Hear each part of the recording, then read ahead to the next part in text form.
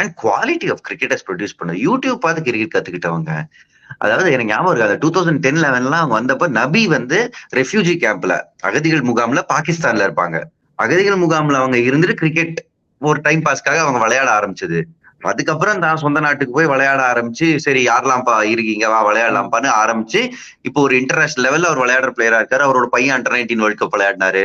அவர் அப்படி. முஜிபோட ஸ்டோரிலாம் mystery spin YouTube பார்த்து கத்துக்கிட்டாரு. முஜிப் வந்து கொஞ்சம் வசதியான வீட்டை சேர்ந்தவர்.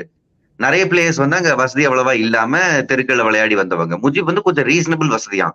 அவர் யூடியூப் அவருக்கு ஆக்சஸ் இருந்துச்சு. நம்ம ஆளுங்க யூடியூப்ல எதை பாத்துக்கிட்டு இருக்கோம் பாருங்க. ப்ளூ சட்டை மாறணும் பாத்துக்கிட்டு இருப்போம் என்ன ரிவ்யூ சொல்லியிருக்காருன்னு. பட் அவர் இன்னும் யூஸ்ஃபுல்லா கத்துக்கலாம் மிஸ்ட்ரி ஸ்பின்ன. அதை கத்துக்கிட்டு இப்ப நேஷனல் டீம்ல அவ்வளவு பெரிய ஆளா இருக்காரு, அவ்வளவு பிரான்சைஸ் கிரிக்கெட் விளையாடுறாரு. எல்லா பிளேயர்ஸ்க்கும் இந்த மாதிரி ஒரு ஸ்டோரி இருக்கு. Afghanistan. What a story, what a story.